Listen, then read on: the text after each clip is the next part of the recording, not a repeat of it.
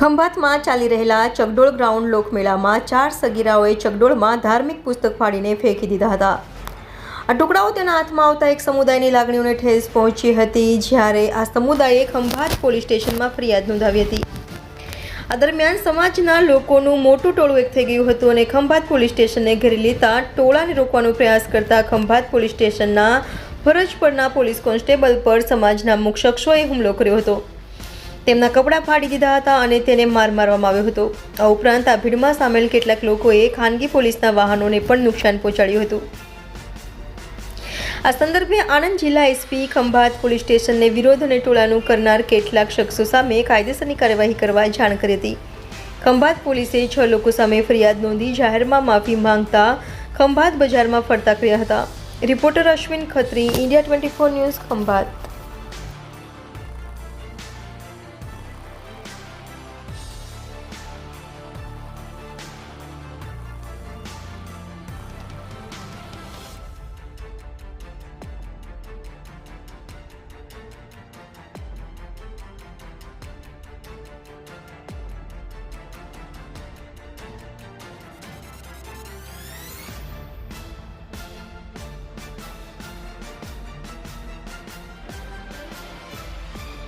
ખંભાતમાં અસામાજિક તત્વો દ્વારા પોલીસની માર મારવામાં આવે છે.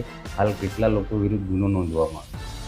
ખંભાત શહેરમાં ગત 17 નવેમ્બરના રોજ ચગડોળ ગ્રાઉન્ડ ખાતે એક બનાવ બનેલો, જેના અનુસંધાને એક કોમના ટોળું પોલીસ સ્ટેશન ખાતે એકત્રિત થઈ ગયેલું અને ખાનગી ડ્રેસમાં રહેલા પોલીસ કર્મચારી સાથે ઝપાઝપી કરવામાં આવેલી. જેના અનુસંધાને ખંભાત સિટી પોલીસ સ્ટેશને ગઈકાલે ગુનો દાખલ કરવામાં આવેલો છે. એમાં ઘણા નામજોગ પણ ફરિયાદમાં નામ પણ આંબવામાં આવેલા છે અને 20 થી 25 જણાનું ટોળું એ પ્રમાણે એનો ગુનો દાખલ કરવામાં આવેલો છે અને હાલમાં એની તપાસ ચાલુ.